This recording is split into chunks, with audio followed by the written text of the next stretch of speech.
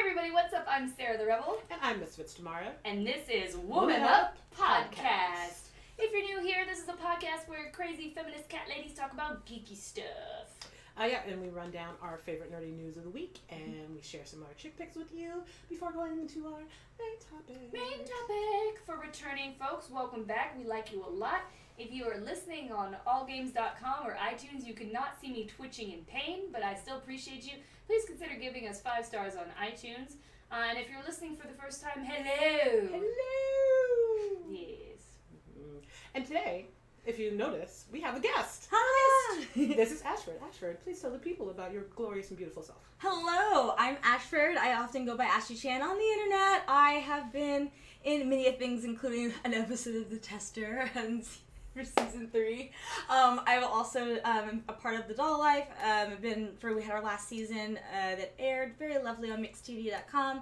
I've been an extra in the guild. I've also met my own performance and sold performance pieces called Wish My Life Was an RPG. It's fabulous. I did it for Hollywood Fringe Festival as well as Meltdown Comics, and I worked with Andre Black Nerd with that event as well.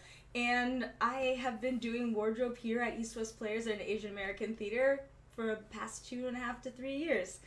Just been doing a lot of really wonderful stuff. So super nerdy, loving it out. Also, Chocolate Cover Cosplay is where you'll probably find me the most. We are a group of African American ladies that pride ourselves on discussing people from different races, genders, size, shape, all colors. We want everyone to be included and know that you can cosplay whatever you want to, no matter what you look like. Yes.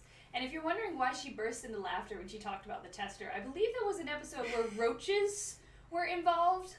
It was fantastic because, so what makes me laugh about it is that, because obviously that's what we're going to be doing at Sony, is being able to, deal with roaches in general. I'm like, okay guys, Sony, I see you. But what made me laugh was that they were so insistent on it, be like, make sure your heart rate is low, we're going to hook you up to this thing that was like a part of the setup for the thing of like, hey, keep your heart rate low and answer these questions. So I did exactly that and then answered the questions very pragmatically. And then I realized that's not how reality TV works. So I wasn't shocked at all. I was like, all right, gotta keep this low. I'm trying to get through. Let me do what I'm supposed to do. She's like, I'm very calm. Yep, there's a roach. Doesn't fucking matter. Nope. Like, totally straight-faced at Pan. And I was like, what do you think you could bring to the gaming industry? I'm like, well, we obviously all know about video games already, so I don't need to toot my horn about how much I already know about video games, because I wouldn't be here if I didn't already know about gaming. So my first thought was like, well, what can I bring that be different than everybody else? And so I was discussing, cosplay and like the importance of like having community and like, bringing people together and having that sense of like oneness at your job. And they were like, that is an answer you would give at a job interview.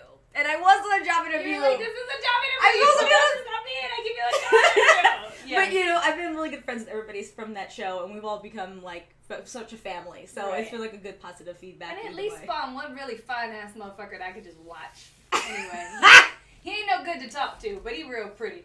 Anyway, we're moving on to Newsflash. For anyone who's new and wondering what's going on, we like to say the titles with a little pizzazz because we are too lazy to edit in noise. Yeah. This is our news of the week we feel like talking about. Real quick, I feel like I should address something. For anyone watching, you're probably wondering, why does Sarah keep twitching and making faces? Injured myself in wrestling class. It's also why I'm covered in bruises. I'm not in an abusive relationship at the moment. Just with yourself. Just with myself and the ring. So let's just get that out the way. First up, Ghost in the Shell trailer has been released. Yeah, it's have you seen it yet? I have not seen the Ghost in the Shell trailer, and I feel like such a butthead now. It's okay though, because I think it just came out today. It just came out. If you were working. And there's a lot of stuff happening in the world right now, so it's okay if you didn't notice. It looks like the effects are going to be real nice.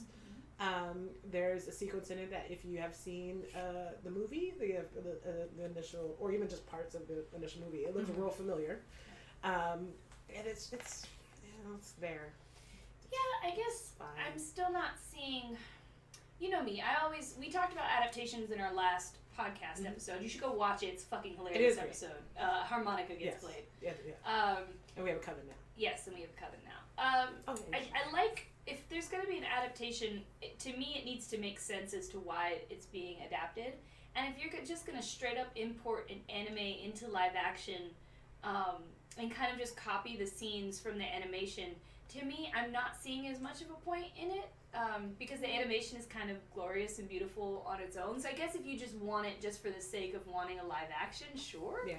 I also don't like her little robot suit. It looks cheap as hell. Yeah, there's something weird about it. I don't know whether this is like maybe the effects aren't finalized yet or something. I wondered that too. It's not as striking as I would have expected it to be. Right. You know, but there's still room for that. And then like that scene where she like falls backwards off the roof. Just maybe if I saw it on a bigger screen, it would look better. You know what else would something. probably make me more interested in this? If it wasn't Ghost in the Shell. Yeah. You know, like, if this was just some random movie I'd never heard of, I probably would feel more positive about this trailer because it showed a lot of interesting things. We had a little bit of woman love going on in there. We have a mystery. We have, crazy, robotic, creepy stuff. Yeah. You know, I know why they do Ghost in the Shell. It's so they can get that marketing push, so they can get people to get in the theaters. But if this had been something original that looked this visually stunning, I would be way more into it. Yeah, I mean, like, it wasn't one of the things that we're going to talk about, but the Valerian trailer came out. And so that, even though it is also based on a comic, it is one that I'm not entirely familiar with, but also there is something about the visuals that seem dreamier. Right, I was going to say, to me, Valerian takes more, it does more with the visuals. This is more an adaptation I'd want to see. Yeah. From the comic mind, from something that's drawn a very specific way, to this, it looks different to me. It looks stunning. It looks more. Yeah. Well, and also we're talking about humanoids versus like there are a lot of different alien species and shots in there, so that might make a difference, right? Because we're not comparing to real human-looking things. Mm-hmm. I don't know. I definitely say out of the two trailers, Valerian pulled me in a little more, which is weird because it's like two little young-ass looking white people just running around, and I'm like, "What you even doing? Why are you so pale? You ain't got sunlight in the planet you're from." And Dane DeHaan always looks like he's evil. I don't know what it is, but like, even when he's not playing an evil I know, I'm waiting for him to talk. talk. I want him to be evil. I was gonna say, like, I'm a huge fan of the Ghost in the Shell series just in general, and after watching the anime and wanting them to create something new would be something really beautiful. I'm not sure if they're gonna keep the same storyline or if they're just gonna be like, we're just gonna have the same introduction situation, right? Or is it going to be more of like, hey, we're gonna take those characters and make something new? But I think like the concept in America is we have to like introduce it first because not everybody knows what's going on. From what I understand, they are taking several of the storylines and kind of mushing them together. Okay. So I don't know if they're going to be doing something different in the third act or if they're going to be with. I'm not entirely sure how much of what is. And there's so much to be able to do with it, but I feel like we have to establish the beginning and the origin stories for us to be able to make multiple movies afterwards. So I hope they do a really beautiful job in general. Yeah, I mean, like, it'd be nice if, there's some Japanese people in this.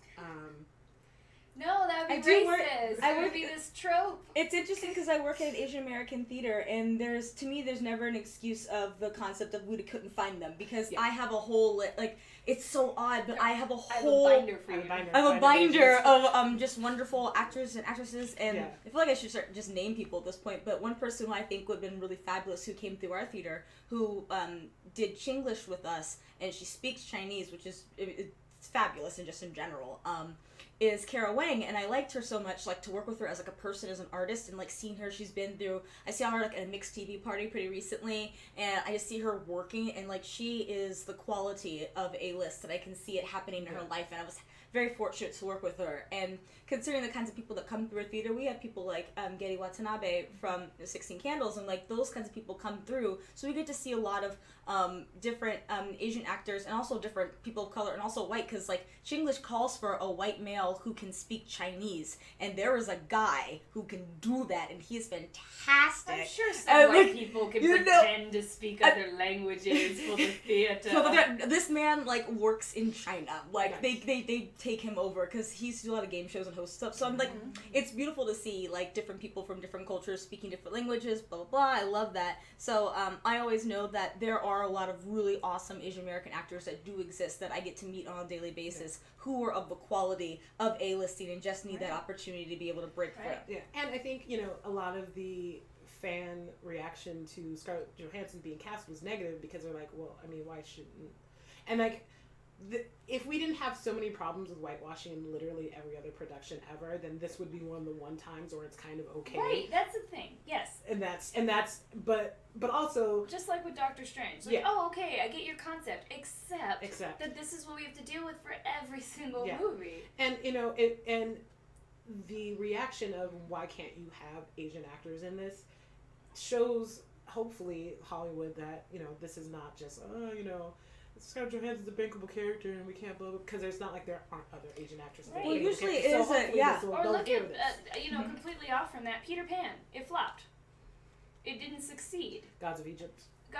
Right. These movies where they're like, oh, look at our very diverse cast, but your main characters are still white because, reasons. Well, usually, because from a producer's perspective, they're concerned about making money and having that be returned to them. And the thing about it is that the majority of people in our country happen to be, from different places, and we're all immigrants here at this point. And I would only so hope that those of us who are people of color would show up and show out at these, spend the money on the tickets, don't download, go see the movie, so that you can let these people know that, hey, if you do cast this, there's a huge audience who's waiting for that. And I was talking to a playwright actually a few minutes ago, and we were... This is why she was late. Look, I gotta work, man. And work ain't even stop, man. I was doing so much in the theater, I can't even express to you right now. Please come see her show. And she was talking about it's important right now that, if the stories aren't being given to you, that it's important to go out and write them into work and to present your stories, because if you don't present your stories, someone else will present that story for you, and then they will take your voice from you. So it's important to write and to create the art so that we can put these people into a place where they can get the recognition for their work. And get recognized for their work. Yeah, there's an article in Entertainment Weekly, on .com, I'm not sure if it's going to be printed in the magazine, with John M. Chu talking about casting his next film and looking for Asian American actors, and that they're going to have to search for them, not because they don't exist, but because they are not... casting agents? Yeah, as a casting agent. Yeah, you actually, that's one of the biggest things, is, casting agents know, a few people. Yeah. And so if you go to specific casting agents all the time, they're not necessarily going to know the people that you need to get. I mean, we had that problem at Geek and Sundry where they were like, oh, we want more people of color. But all of the casting agents they worked with, one only worked with Asian Americans, actually. So that's why we often had a lot of great Asian American actors in Geek and Sundry things. But they were like, oh, we can't find a geeky enough looking black guy. We just keep finding all these really handsome black guys, and it's just not going to work because he's too handsome. They're all too handsome to play this role. And it's like, what a problem to have. And it's because...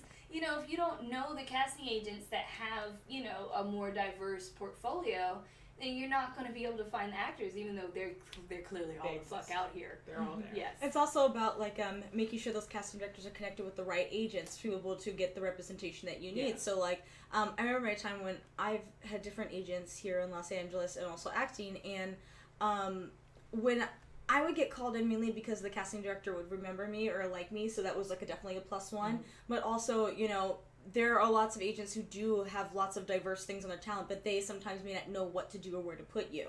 And some places are super on top of it. They're like, yeah, we're just gonna cast you, whatever. I mean, the last agency that I had, it was really awesome because they were like, hey, we're going to, I was like, hey, I just want to know about this thing because I've been getting a lot of, I've been told at readings to act more black or have more of a sound voice, just straight up exactly that's what we're looking for. And or more urban is usually the term that we'll be using when it comes to being in the industry. That's the concept. That's how they ask you. And I've had that happen to me multiple times, usually for voiceover projects and stuff, because that's the sound they're looking for. But this is my voice, and this is what a black person sounds like as well. So here we are in an interesting space. But when you're recording things for larger companies, they were looking for a very specific thing. Right. I was actually going to bring that up because that story has stuck with me. They're like, oh yeah, well, I know this black voice actress. Oh, but we want her to sound black. Okay, what?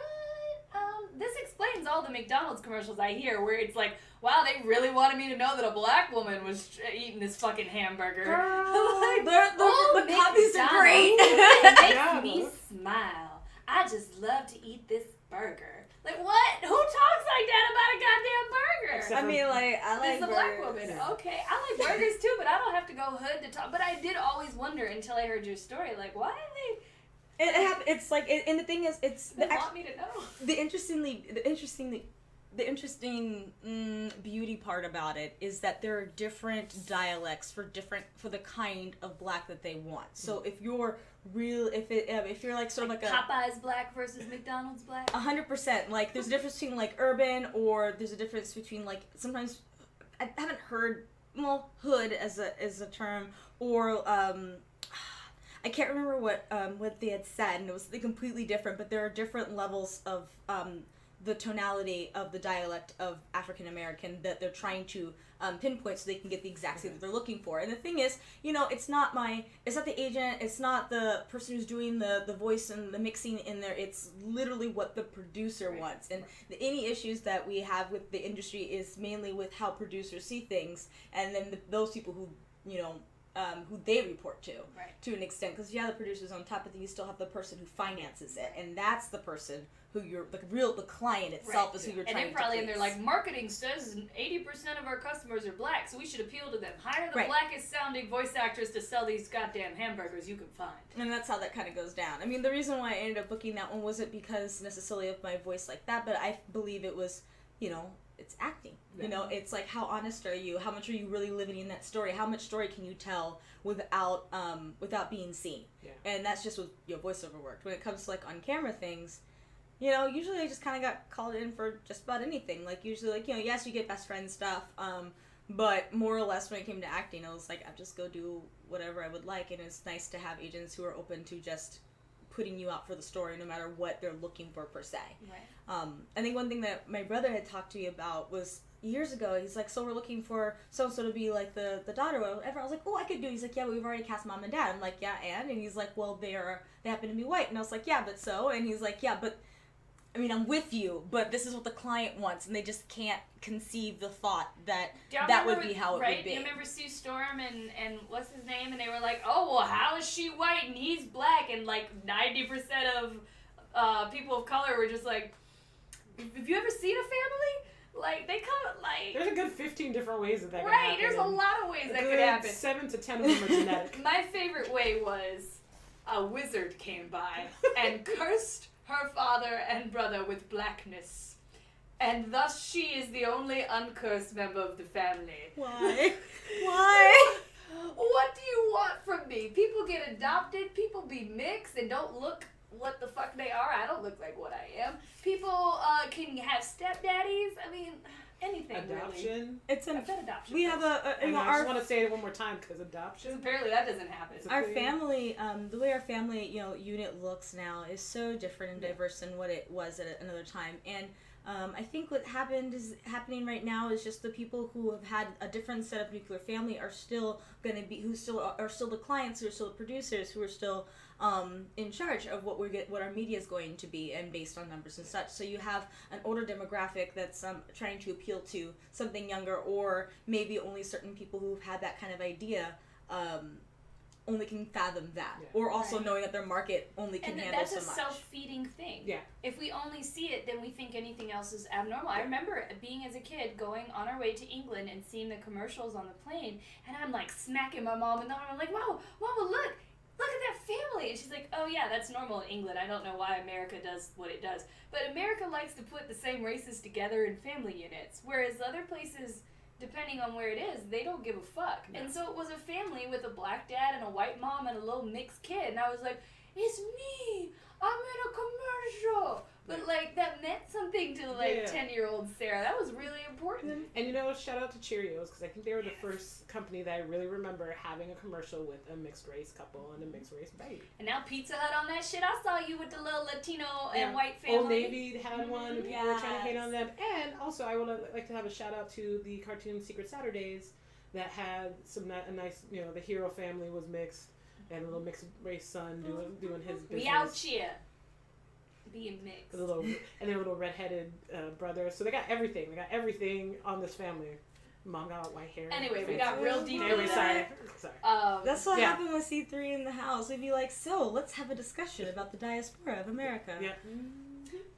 We should just have a podcast called Diaspora. Just go all the way in. Okay. So our other piece of news was pretty quick. Christina Hodson has been confirmed as the screenwriter for the Harley Quinn Birds of Prey movie. Any thoughts on that? I'm happy that it's a female writer.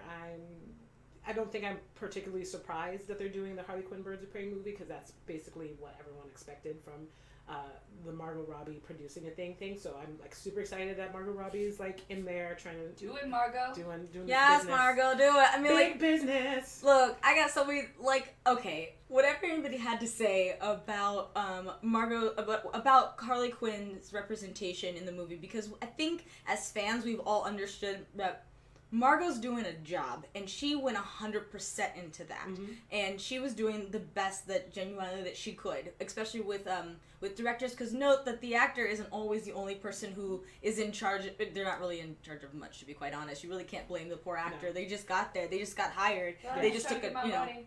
they like, they're there to work, and they've been hired to do a job. So I always grain of salt with the actual actor itself. Yeah, you can decide not to do something, but at the same time, like, your boss told you to go to work, and if you don't go to work, you don't continue to do so. Yeah. But that being said, I was just really happy to, watch her do her work. I think she was a beautiful actress, like, and I mean that in the sense of, like, the work was good and it was solid. I understand, like, the ins and outs of the dialect, that could either been her choice or could have been the director's choice, and we don't know. What I would have wanted to see were things that I don't think that she even had the power to control. Like, I would have totally loved, where's my comically large mallet? I would like to see you do a little more gymnastics, because there's so much in there that could have been, I would have loved to have seen. Those are my favorite parts of Harley. Right. Are, besides her being a doctor, and also being a gymnast, and I appreciate that story. Mama to hyenas. Yeah. I feel like her zaniness. Yeah, and I think, like, most Harley's stories suffer the most when she's in a thing with the Joker. I think most of my favorite, like, even though, I mean, I liked it in Batman Animated Series, but, like, my favorite episodes with her are when she is not with him, or she's doing stuff on her own volition. That's the and so, like, when you put her with the Joker, it's not that bad, but it gives her more space to be like her. Right. Like, almost any girl will tell you our favorite Batman Animated Series episode was the one with Poison Ivy and Harley. Just gonna I say know. it. I saw your face light up, and I face, knew that's what you were thinking of, because it's what we all think of. We're like, this is what I want forever. It's Friendship. Okay. Yeah, or lovers. I mean, y'all, whatever, y'all. In the comics, it got a little more. They got to the place where they should have in the comics, but I'm just saying. I was happy. I think Harley is just great because she has she represents so many different groups of women, or just people who have been in those kinds of situations. You have everything from someone who is in an abusive relationship and also gets herself out, and then also at the same time dealing with, I guess, her bisexuality at this point. I think she's sort of like Pam, but I don't want to get into specifics. But that being said, I think that she has so many different places that she can go as a character, and she's very empowering, and it's really nice because I find it important to have those moments with the Joker so that you can see what that kind of relationship is like, and how it happens, and how you sort of stay in, and how difficult it is, and why it's important to have places to call and to go to, so that you can oh my gosh, my brain is done. Insemination. Ooh, it's a good one. I wasn't even thinking of that. Anyways, you get the opportunity to see what it's like to deal with those situations, whether or not you're in them or not, and it's like you have a sense of camaraderie, and someone's there for you in a way. And just to clarify, it's not that I don't think the seeing her get out of the relationship is bad. I just feel like the Joker is one of those characters that male writers, let take over things, so that they're not exploring the thing that they should be exploring. So because the Joker is such a big character, he just takes stuff over. So that's what it is. I understand. So it's sort of like the idea of, like, okay, we would love to see Harley going through these things, but it's more focused. It's focused on the Joker, as opposed to on, like, the fact that the reason why Harley was written in the first place was to have this discussion. Like, it was on purpose. They didn't, but anyway. So digression. Deep. So our third piece of news was that Trump won the election. That's why we all have these comfort dolls to help us deal with it. We're not going to speak too much on it because I think most of us feel a lot of fucking feelings, and we could do a whole episode just on how angry we are, but I don't think that would be very fun to listen to. I think we can each say one sentence about it. How about that? So I'm going to start. White people asking us to be generous in defeat, like y'all didn't protest Obama and try to stop every fucking thing that he did and constantly remind us that he was black man instead of a man. So you can suck my entire non-existent dick, over that shit? White people, with if you want to help, please step in whenever you see anybody getting harassed. Be prepared to potentially throw some hands for them because they're going to need it. That's what throw hands means. I'm going to translate for you.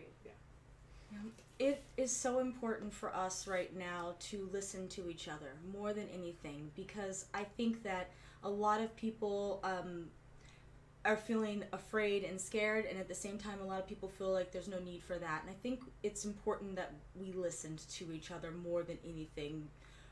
I think there are a lot of disenfranchised groups who are afraid for many a reason, which you can go on the internet and find out exactly why on your own. But I mean, if you haven't been paying attention and noticing and rereading the tweets and like being on top of politics in general, you may not be aware what's going on right now in our country. But I think it is so imperative that at this time do listen to those groups who have been disenfranchised through the way that our entire country has been placed together.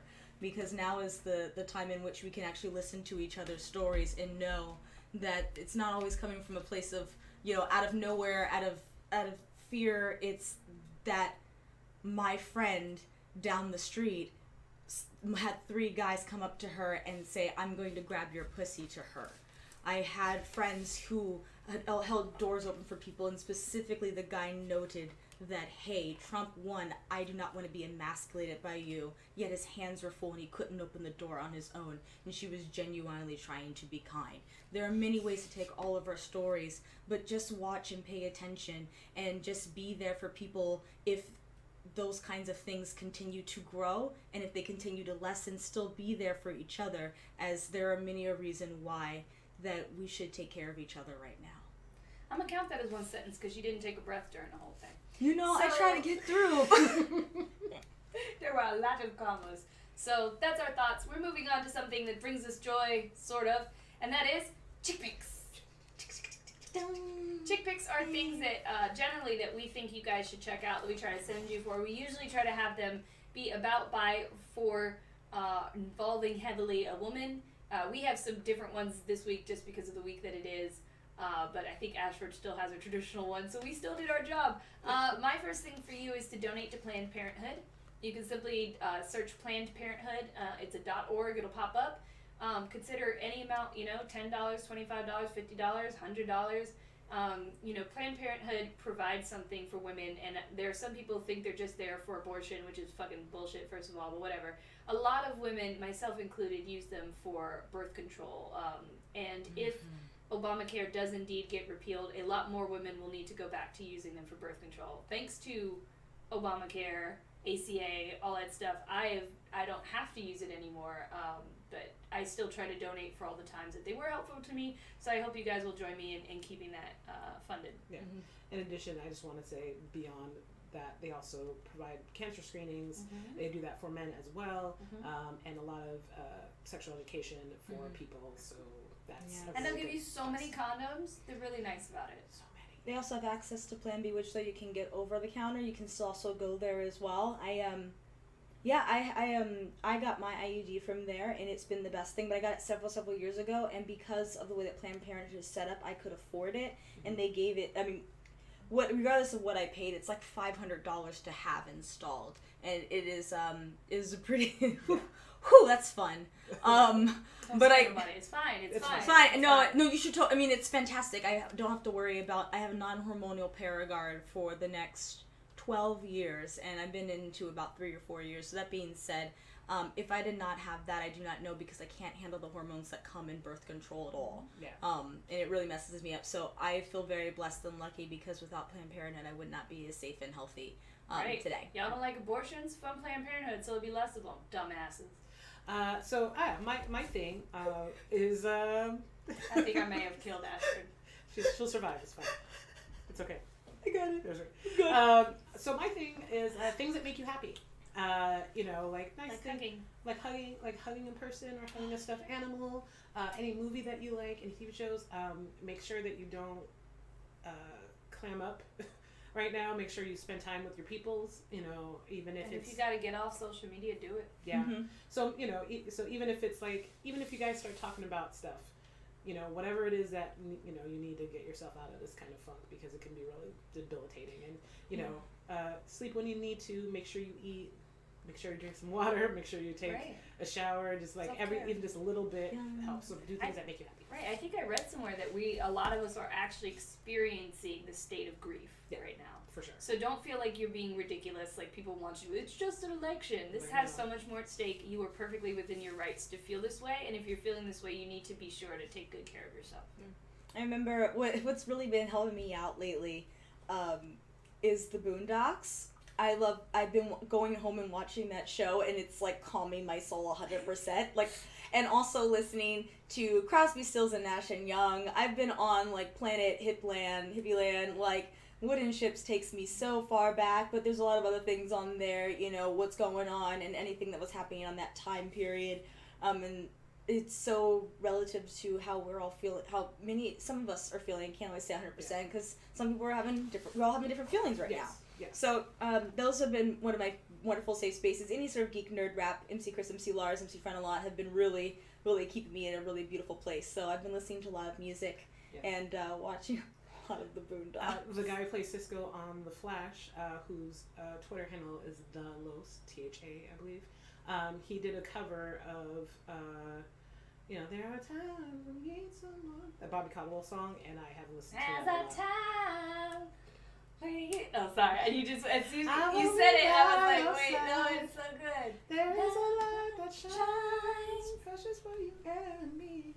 So yeah, he has that up on the YouTube, so I've been listening to that a lot. You know what? I'm going to tell you another video go cheer you to fuck up. First of all, follow the Cute Animals Twitter. It shares a bunch of videos. But second of all, the Black Beatles song with like Ray Sherman, I don't know how to say that man. Schmurr. You know his name. Schmurr. Anyway, it's like something about that girl's anyway, dude plays that shit on the violin, and because it doesn't have words, it's a better song. You should go listen to it. I retweeted it. I'll try to put the link in YouTube. Ooh, that girl's a real crowd pleaser. That's how it goes. But it doesn't have words because it's a violin. Violins can't hurt us.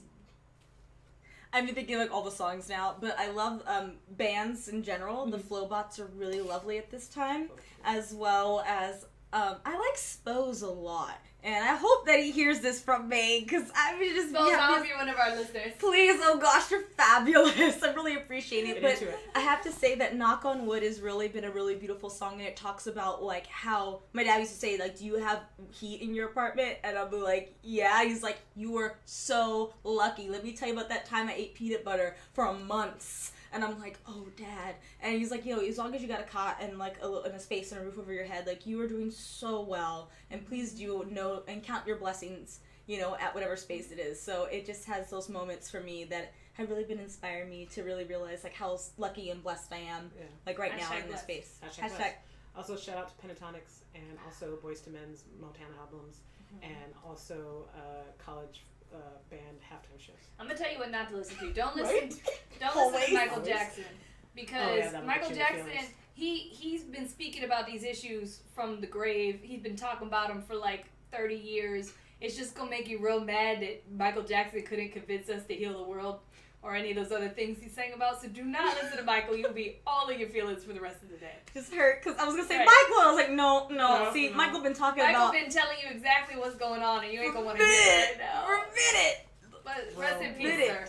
All right, so what was your chick pick? So man, we just go on. I know, just. My chick pick is The Doll Life. So Sarah Lumboy owns a company called Doll Delight, and she's a fantastic designer, and I love everything that she does. I remember seeing her before I got an opportunity to work with her on it. But please take the time to check out her new season. I believe it's going to be coming up this week, next week. I think it's like November 19th or 17th. It's one or the other. It's been a very long and crazy month, so I apologize for not having exact dates. But if you go to mixedtv.com, we will be there, and I believe that Sarah, definitely deserves that. There are a lot of really awesome people who have been working on the project, including Audra Jane, who has a Kickstarter. And you should just check out Happy Alarm, as well as, sorry, my brain is just so excited about life. My brain is excited about life. Just Ashford Jakeaway story. That's hey. it right there. So we'll have the links to all of those things in the description on YouTube. If you're listening on iTunes or what, you better go Google that shit, yo. That's all you. Doll delight, man. All day. Doll's life. So we're finally on to our main topic. Heads up, woman up. I think that's, this is Katrina's thing. Yeah. I don't know what to say. Shout out to Katrina. She's sick from going to a protest and getting too much sun. Fuck. This is our lives now. This is our lives. Too much. It's a thing. I remember I've been to a protest before, and I wanted to lay down for the whole rest of the day. I had a heart-shaped bruise on my fucking heel. Meant it. Too much sun is. That was for Ferguson. I remember. I remember. Yeah, I worked downtown, and like I had to drive through and/or pass and/or around a lot of police to the extent that I have been afraid. Yeah, that's me anytime. Anyway, let's talk about food. so Happy food. Yeah. So. We decided in honor of Thanksgiving coming up. Or Friendsgiving if you want. Friendsgiving, Turkey whichever. Day, however you want to call it. We thought we should talk a little bit about food, and in the world of geeky things from anime to comics to television, food plays an important role and has, affected us. I would want to say. Not, maybe some people aren't affected by food, but I know I live for it. Yeah, right. That's it can get you in your feelings. You don't. I mean, that's how my boyfriend courted me. Like, That's courted the only way Aaron me. gets Capwan, as most of you know him as Capwan, the guy I live with, he gets me to say I love you by feeding me. And I'll just look at him after those fucking slow-cooked ribs, and I'll just be like, I fucking love you. It's an important thing. I mean, like, it was love so language. beautiful. She is stroking this dolphin right He now. would just, like, call me. He's like, hey, come by. I want to make you some food. I'm like, all right, sure, let's hang out. And then he would just be like, here is magic. And I'm like, I already like you as a person. Like, you don't thank you. That's how you get them. That's like a plus. Like, you're already fabulous and nerdy, but also you like to feed and cook. Because I'm always the cook in my spaces. I'm tired. I mean, I love feeding you, Sarah. I'm just saying, like... I was just going to give you my birthday shout out. For this birthday, she made me a fucking a pie and a cup. And goddamn if I didn't ignore everybody else at my party while I fucking ate that shit. It was delicious. She was really into it. I was like, what the fuck is this shit? Why is it so good in my mouth? And then I put whipped cream inside, so it was like a pie with whipped cream already inside the pie. So the apples cook down a little bit more, so you let the apples cook, they can continue to smush, and then I made a whole cutout. And then they were still somehow a little like they were mushy, but they were the perfect texture of crunchy as well. This bitch throws down. Both these bitches throw down. Yo, them grits. Alright, so... Oh, them grits. I request on my birthday. I actually call her up and I'll be like, "Can you make me this? Can you make me that?" Like that's my birthday with Ashford. Is oh shit, it's my birthday. I get to ask Ashford to cook for me. like I would never come by ever. Like whatever, I ain't got time for this. I ain't gonna make no food. No, I'm trying I to be respectful of people's time. She's the best. Such a beautiful goddess. So glad we're a part of the same tribe. Goddess tribe. So we're gonna start off with our favorite geeky food. I'll go first to give y'all a second to think about it. So my favorite geeky liquid is actually, this is weird to say, but growing up, a lot of times my memory of like alcoholic drinks were beautiful pink fizzy drinks. And I realized where that memory came from was a movie called Unico, which I've mentioned a few times on the podcast because it really affected me as a child. Don't show your kids grown ass anime too soon, man. It fucks them up. So It'll sneak right in there, man. Right. So alcohol was always this beautiful thing to me because it was this gorgeous pink drink that I wanted to try more than anything else. I always wanted to have this pink alcohol that I saw in shows. So I would say that's one of my favorites. And then for food, Teenage Mutant Ninja Turtles made pizza look better than pizza, and pizza looks good. So Teenage Mutant Ninja Turtles definitely a big influence in my love of pizza. This is kind of random, but it's like every non-real fruit that has ever been in a thing is kind of my jam because I very much like fruits and things like that, and I'll try all these different stuff. There's like there's a 99 market by where I live, so I'll go in there and be like, I've never had this. Dude, this shit's shaped like a star. Okay, let's put that in there. Dragon fruit, that sounds amazing, and I'll just put that so I just do that whole thing. Not really. So like I always remember, even though I think this in the Thundercats episode, I think those were there's a rainbow fruit. I can't remember if that's the one that ended up making Tiger be tripped out on a. That sounds even better. Yeah, I don't remember if that was the evil Mumra fruit, but it still looked real good. Disguised as a rainbow. Yes, And conversely, I always cut peaches before I eat them, and that's because of labyrinth. Yes. We'll get to the least favorite. For life. one. Yes. For life. Yes. So, I don't eat peaches because of labyrinth. It's like you gonna put a worm that's gonna send me to the trash heap? Fuck you, peaches. So I love peaches so much. I used to pick them with my mother, and she would send me to the trees because she knew I liked to climb trees. And she's like, "Oh yeah, you got that. Go ahead and get it." I'm like, "I get to climb a tree?" All the best ones are up top. Oh yes, they are. And I Yeah. sat up there. I used to eat them. I was like, "Ma, come up here." She's like, "You don't throw me a peach down right now." I'm like, "But Ma, like I climbed up here, so like." Oh, I would have got a whooping. Oh no! I mean, that's what she was like. It was like 2 seconds in. Oh, She was okay, like, okay. "No, you throw me one right now." I was like, "Climb up here." She's like, "I'm not playing with you." And I was like, "You right, Mom. You're right. I love you. My bad. I'm bad." So So you made me. Here you go. you know, my favorite food that is geeky in general is always going to be ramen. But I had gotten an early passion for okonomiyakis because of Ranma 1/2. And watching Ukiyo, I didn't even know what that was, but I was like, that needs to go in my face. That right there. I don't know what you are, but you, a pancake that's savory? Like, and then I like looked online to She find drilled a different... little. She was like, No, so I looked online a little bit to see like how I could make it, and I was like, I'll never be able to do it. Eventually, I got older. I was like, oh, it's actually a pancake batter mixed. Okay, I get it now. But yeah, okonomiyakis were like my world, and I always wanted one, but there was nowhere to get one, no matter how it just like NorCal, like you would think San Francisco had everything, but no. They just had a really great Chinatown, which I mean, that's why I love pork buns so much. They're the most beautiful things, but baked. if you were like, in LA, go to fried. Silver Lake Yeah. Ramen and get you a pork bun. Actually, you should go to Woncock in Chinatown because that's the spot, and I don't care that's what it sounds. Look, Woncock. You need- want cock? Go get one. No, just go to Oh, Woncock. Don't sorry. make fun of the name. It's great and probably has a lot to do with history. So. Yeah, sure. I definitely. I'm Yes! very respectful to Juan and his cock. I'm just saying, if I you mean- gonna have a store named Juan Cock, I will make fun of you because I like the word cock. It's delicious. Like, it's the most beautiful dim sum you will ever have. You have to pay in cash, and it's just beautiful. Those And, places and are like, always the best. like you know when Hate it's it, like though. it's It's like we don't take reservations. You have to pay in cash. There's a 30-minute wait, but we're about to give you the best shit you ever put in your mouth. It's like fuck you. You have me by the balls, Juan Cock. yeah.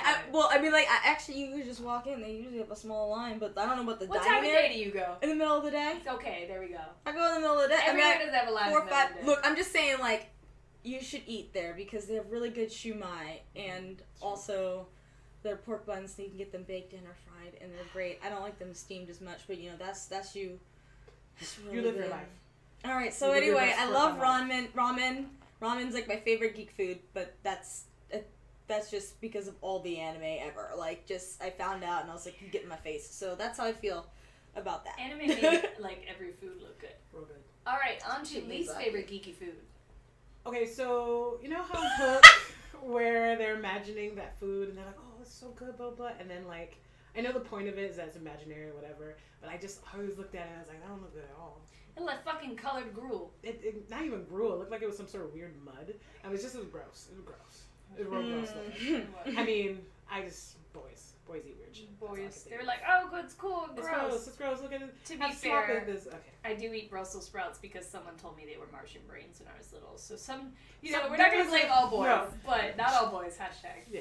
Hashtag. Not food. I'm just thinking about all the durian.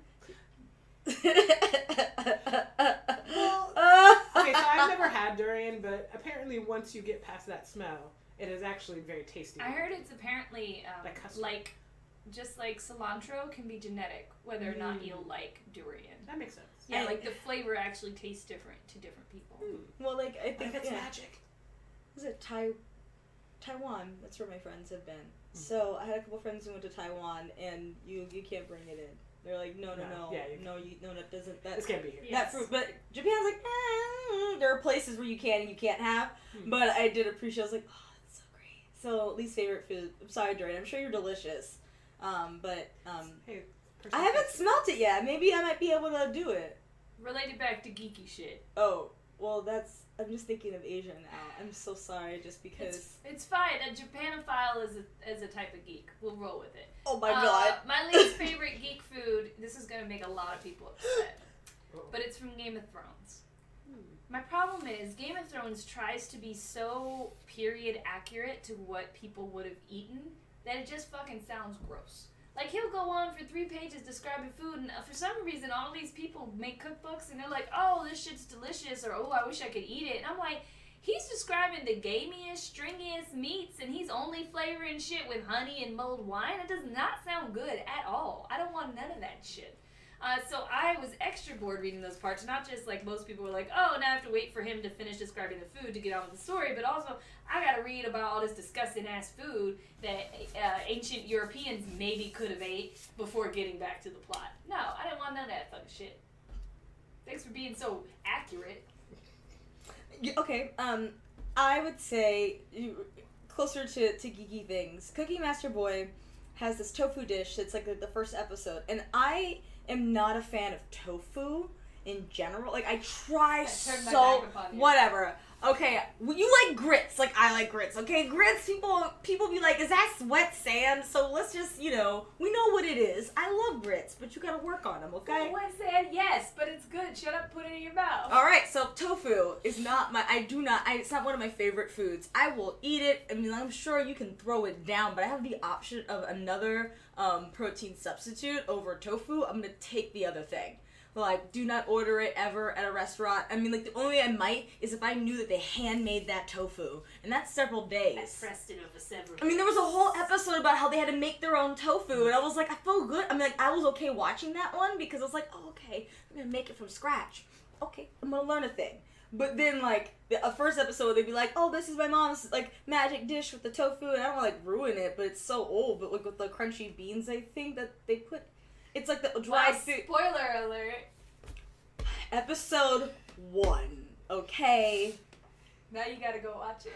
So you can Cookie Master Boy is awesome! Cookie Master Boy. Watch that! What are you doing? Shogeki no Soma got nothing on Cookie Master Boy. They got magical, tools. Oh, the ice sword, dude! What are you doing? Ice knife. Ice knife. No joke. Made ice. But you're lame. Why you say this shit so quiet? Have you ever tried to make something from a geeky fandom? What did you make? If so, if not, what would you make if you could? Ashford, you should probably go first. I was like, I did the thing. So I did the thing. I made an episode about it for the internets, and it was for Cooking with Ashi-chan, and I made an episode about doing Shokugeki no Soma's first episode, the surprise pork. Dish. Surprise! Right? That was easy. That was very easy. Not as much as the dish for the second one, the egg dish that they have, which is ridiculous. I mean, like, it makes... If you don't mind going through all of the steps, it's fine. But making gelatin, pretty much, or, I forget what they called it, but, basically you're making a gelatin, which means you have to cook up chicken wings first. And the thing is, it doesn't show any of this in the anime. Like, I actually had to go to the manga, which has the real recipes in it, and then start looking up. And I don't know if you know this, but it's not just egg in the dish. It's actually egg, and then there's actually pieces of chicken that have been taken off of the bone that are also in it, too, that go under the egg, and then the rice sits there. So it's a multi-layered dish. But yeah, putting in those little golden nuggets of flavor. Aspic. So making that, easy but time-consuming. And yeah, you're just working on the chicken. You gotta boil the chicken down, not boil, but saute the pan down, and then like get all the good flavors out of it, and then put the oils in, and like make sure you can get that nice like thin sauce. Then you gotta freeze it for an amount of time, and it has to stay frozen until the moment before you put it, not frozen, but into the refrigerator before you take it out, and then put it into the egg mixture, which is basically like a regular sweet egg that you would make. So tamago, I believe. But yeah, so that was very difficult to make. The surprise pork is super easy. Just wrap it with bacon. Just be time. Just be patient with it. But I was just like, yeah, this is the face she's making is why I generally don't cook. I can cook. I can cook just fine. But I sit there and every once in a while I get the urge to cook, and I'll cook, and it's like 2 hours later, and I'm like, yeah, I could have pulled this frozen shit out the thing and thrown a little rice up on there, and beep bop boop, been done. So I think you have to have a true love of it, and I don't have that. I love to eat. And I'm a good cook, but I do not have the love of cooking that some people do, the desire to experiment. So kudos to both of you for actually enjoying that shit. Yeah, I mean, I think part of it is that both my grandmothers and my mom, when they would cook stuff, and I, as a child, would like to be close to their parent. Right. I just would hang around, and then they would teach me stuff. So it just was kind of it was a family activity initially. But I don't think I've really tried to make anything specifically from a movie. I've thought about things to go with movies that I watch. Drinks largely, sometimes meals. I've tried to make multi-layer cakes. That never goes well for me. I'm still working on it. Part of it's because a lot of times I might MacGyver my way through the kitchen, because it's I have a bunch of stuff, but then it's something will happen to it, and then I'll have to throw it away, and then I forget I don't have it, or whatever. So there was actually a time period too when I was in college where you just broke. And so you're I want to bake some biscuits, and I have no measuring cups or spoons or money to buy it. So guess what? I'm gonna use this mug, right? And I'm gonna use this will regular keep everything spoon, else stable. and that's what we're gonna do. And how much meatloaf it works. I made? Yeah, and it totally works, because so long it's about relative measurements. So long as you're keeping those relative measurements the same, then you can still make something. Same portions. Yeah, same portions. Yeah. So yeah, I haven't really done that, but I would totally, I would do that. But yeah, I make a lot of specialty cocktails for things. So- and punches. I haven't made. Sorry guys, I gotta turn an alarm off on my phone. It's time for me to do my neck bridges. Oh. I'm not doing those today because I'm injured. I have not made anything, as you probably just heard me mumbling. I generally get angry and make simple shit or don't make anything at all. But what I would love to make is, there's a book called Kushiel's Dart. It's a series by Jacqueline Carey. I've got a tattoo on my ankle. It's a quote from the book. The book's very important to me. Now that is some motherfucking European cuisine that sounds goddamn delicious, because she bases everything on French cuisine. So it's actually things that sound amazing, like shit made of ambrosia and honey, and there's this special alcoholic drink called Joy. Just straight up fucking joy. You drink it, you're like, that burnt my chest, I'm full of joy. I'm happy now. I could be a person. Right, so everything in there sounds amazing. So I would love to make something from Kushiel's Dart if I ever were to get off my lazy ass. So, what kind of advice would you give to someone who wants to get into cooking or baking that's kind of afraid to do so? Feels a little daunting for them, perhaps. Well, I always think about it in a sense of creativity. When you're baking and cooking, you're doing something, you're making something from nothing. And if anybody hasn't ever had that experience, the idea of creating something from absolutely base materials, like maybe either sewing or coding, we all have those same kind of ideas that, there's a beautiful part of us that are able to create. I would say start with something very simple and easy, and follow the recipe exactly as it says. I think there's a little bit of a cooking culture that happens in the way recipes are laid out. Though, if it says, something it's all in order on purpose, exactly how it should be if it's a good recipe. So it might say something like, okay, glaze the chicken and then place it into the oven. And the difference between that and being like, okay, put it into the oven for 30 minutes and then take it out, put a glaze on it, then put it back into the oven for 30 minutes. Those are two different things that they're telling you to do. There's probably a reason why they want you to glaze it beforehand before you put it inside. Or, technically a glaze might have sugar in it, so you probably would have put it on last, but that's a whole nother... that becomes science, but, the recipe will tell you exactly what it wants.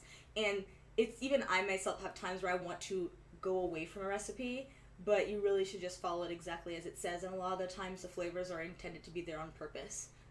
Do it exactly what it wants. Don't leave anything out the first time. I think baking is a really good way to start. It's more difficult, but you'll understand the importance of science, and that's what you're doing. Well, I will say, if you bake and it fails, then switch over to Sarah's favorite, which is sauteing.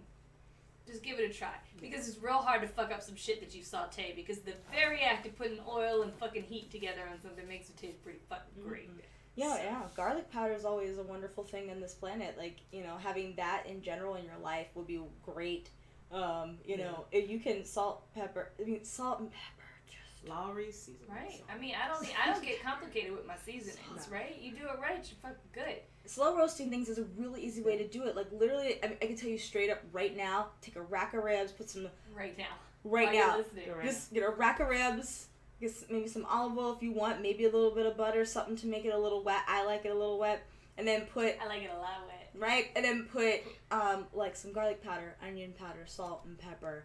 and then maybe pick an herb you like. I like rosemary and or thyme, and like put that in the oven for 6 hours and just let it do its jam. I mean, I like doing brown sugar in my ribs, but that's like a whole nother thing. But I mean, honestly, putting meat and wrapping it into something and then closing it and then leaving it in the oven on a low temperature, about 200 degrees, 250 max, and just leave it there for hours. Like, there's magic that happens. Like, let meat do what it wants, and now I feel bad because, like, I haven't said anything for vegetarians at all. Well, okay, for pescatarians, people get real, like, weirded out about cooking fish because they feel like it's real complicated. It's really not. I don't know. I feel like it's a thing that happens. Mm-hmm. So what you can do is a simple, like, it's kind of like an oven poach. So basically, if you put that with like with some fish with some olive oil and like maybe even just some lemon slices, you don't really have to spice it that much, and wrap it in some foil like a little pouch, and you cook it in the oven for like 20 minutes. It comes out real good. It's real simple. So I think people get they overthink it, and it seems like it's harder than it is. It's not that daunting. Just try a thing. Like, salmon. Like, you know, just in fish in general, you think you undercook it. I don't know how else to say that, but like, don't overcook your fish, and it happens a lot quicker than you think it is. Yeah. So when she's like 20 minutes, like, for real. Like, I know it may not look like it's done, but it is. Take it out. A lot of things keep cooking, by the way. Yeah, when you take them out. So don't worry about that. I'll tell you what really helped me. My sister bought me a book with recipes, and it came with 3 cans, like cream of chicken, cream of mushroom, and something else. And those had recipes on the back of them. The very first thing I ever really cooked on my own was based on one of those recipes, but it was a pasta recipe. I don't eat fucking pasta. So I actually did something completely different, but it was all based on what the recipe said to do. So I broke Ashford's rule, but it was fucking delicious. But the next book that I bought was called How to Boil Water. If you really don't know how to cook, you don't have people in your family that try to teach you, if you're coming from a, like, I don't know, Rachel Ray seems alright, this book, it's not about how to boil water. First of all, though, in like the opening letter, it does say at the end, like, okay, if you really do need to know, here's how you boil water. But it breaks shit down. Like, she said glaze a meat. Well, what the fuck does that mean? If you don't cook, you might not know, like, what? Glaze it? Like, what the fuck does that mean? It describes terms. It shows you where to put food in your refrigerator or your cupboards. It shows pictures, like, how do you tell if you're burning something, like burning butter when you're trying to melt it down. Mm-hmm. It's a really great book. So if you're a total beginner, I highly recommend How to Boil Water. It's a great book. I didn't think I always see it in your house, and I'm always like, oh, baby. And then I'm like, everyone's got a different plate. I'm English. We drink tea. I had to learn. My best cheesy meatloaf is actually from there, and everyone who eats meatloaf loves that shit. This is the problem. I live with someone, and we like completely different foods from each other. So that's one of the reasons why I don't cook. Yeah, like, he don't want to eat my meatloaf, he don't want to eat no pork chops, he don't want no rice and beans, because he wants some other sort of meat in there. You know, like, my enchiladas weren't good enough for him. He was like, enchiladas aren't normally made with flour tortillas, and definitely don't have mushroom soup in them. And I'm like, bitch, that's how we make enchiladas. Okay, so enchilada story, because I have one. Oh my god, this is exciting. It's great. So, I have an enchilada too. I made, just to tell you what I made, so I made this, mole enchiladas with flour tortillas because I don't like corn tortillas. Yeah, they're fine. They're fantastic, made from scratch, and they have their own place and such. But if I had the option between a corn tortilla and a flour tortilla, I like a flour tortilla. That is me. I'm aware that it's not traditional. That being said, flour tortilla wrapped in some chicken that I had put a little bit of mole sauce in it. Mainly it's spiced the chicken, like garlic and onions, a little bit of pepper. I love red pepper. I love cayenne. And then I said there's a little bit of sriracha. Like, I think it's so yummy. That's my name at work. It's like, sriracha is really lovely, like, especially the green top, regular bottom. Like, that's the one I tend to use. But the daddy of that is the Chinese chili sauce that comes in a tube. It's a tube, but it's like this big, and it still has the green top, and then it also has a picture of the cock on it as well. And I do love the cock. It is, like, no joke. I mean, then even better than that, Chinese mustard. And I mean, like, for real, don't go to Dynasty. I love you, baby. I know you got that for me. You were awesome. But also, go to Chinatown. Go to Korea. Some people don't go to Korea. Just go to K-Town. Go to little, if you want to be quick, Japantown. you have to leave America. So I just got into spices, but that being said, like, there are a lot of chicken mole enchiladas. They exist and they're a real thing. Can I say my favorite? Of So course. Erin likes to watch a lot of cooking shows. One of them, there was this happened to be a white guy whose favorite cuisine was Asian food. And, you know, he got pretty far in the competition and whatnot, and then one day they were like, all right, so you can only pick a few ingredients to come with you for this thing. So he picked his ingredients, and one of them was, I think it's called 5-star seasoning, which is a Chinese seasoning that's 5 different seasonings. Mm-hmm. And the guy was, this man's all about Asian culture, right? Like, constantly talking about it. So the guy was like, all right, do you know which spices are in 5-star seasoning? And his face... He didn't know. The answer was no. He did not know. So I learned what was in it. But anyway, that moment sticks with me for the rest of my life. It's like, man, you went all the way over there. You learned all this fucking cuisine. And you didn't ever ask what was in the spices. Actually, it's got star anise in it, which is really good for making apple pies. It's like Alton Brown had a whole thing about how it's not cinnamon that brings out the flavor of the apple. It's in fact the star anise, which is what I put into yours. Listen to Alton Brown, though, because he makes Alton's the best good. brownie recipe I've ever had in my life. Yeah, Alton Brown, and like, I think there was a How to Cook Water TV show for us. Maybe. I don't know, That but wouldn't be Good Eats surprising is to the me. most beautiful thing that's ever happened, and that man... Yeah, even like, I I know what you're saying with your eyes. Yes, we. And so PBS will have some cooking shows too. I saw him. That noise you just heard was Bailey deciding that the podcast has gone on long enough and that we need to pay attention to him. Yes. Fair enough. Well, I can just tell you, Alton Brown is doing a live show, which I got to see last couple. Yeah, and he does a live cooking. It's great, so great. And it's just wonderful because Alton Brown is just perfection. Good job. Good job, Alton. There's like having a lot of moments, but when I think of Food Network, I could just say in rapid. I can't remember what episode or what we were watching, but it was a different of 3 judges, and Was it Chopped? it might have been. I love I think it was Chopped because someone came out with a dish, and they're like, "Here, let's do it." And there has to be a trope in cooking shows where there's like a person of color who is really bomb with their flavors, and it's been really great. British Baking Show had one. Chops has multiple ones of those as well. Usually happen to be possibly from India or also Middle East. So like it's a really beautiful. I'm like, yay, that's great that you're getting representation, but like also I'm just really happy to see the spices go down.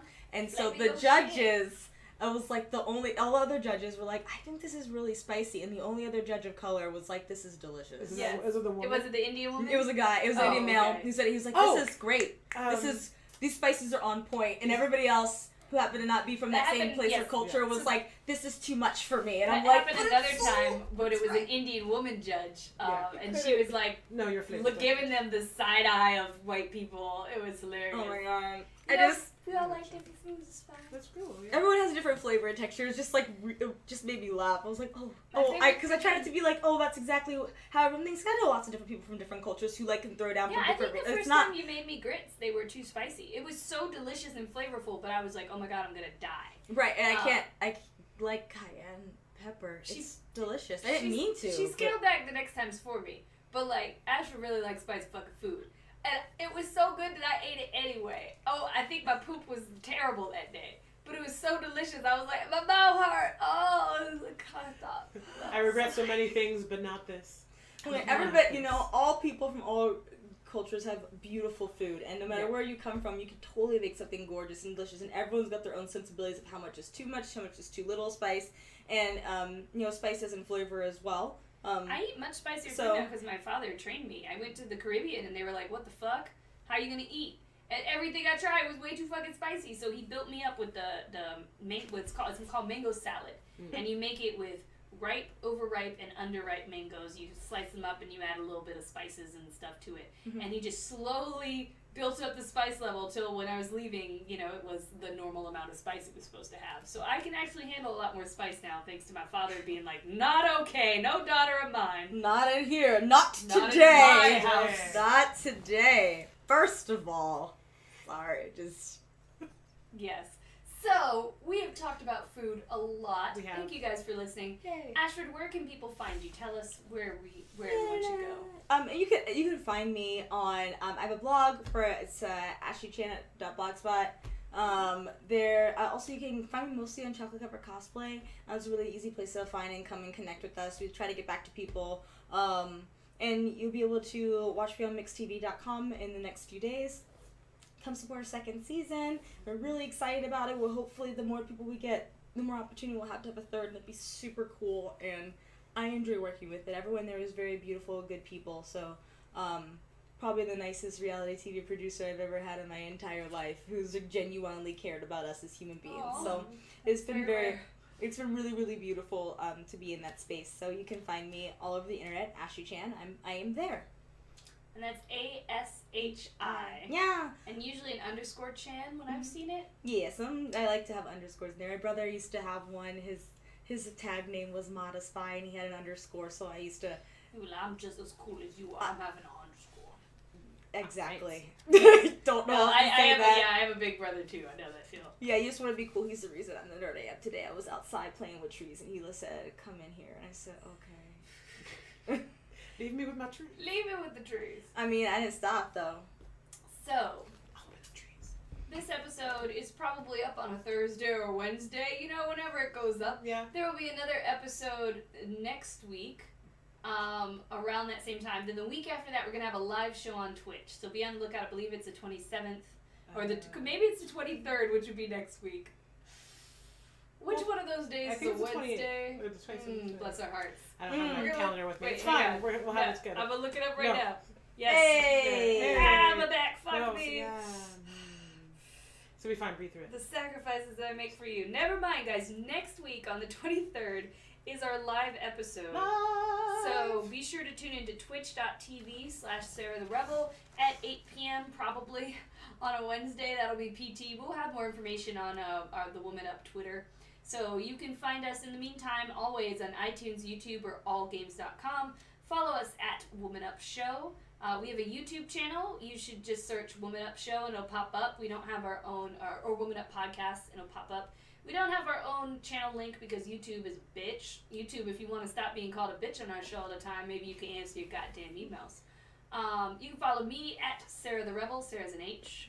You can follow me at MisfitsTamara on the Twitters and the Instagrams. Oh, yeah, you can follow me at AshPhord_ up in there. In there. Oh, Instagram! You know where else you can find me? Instagram. You can find me in the Hey! So lit. We're always. And until next time, be sure to party down and woman up.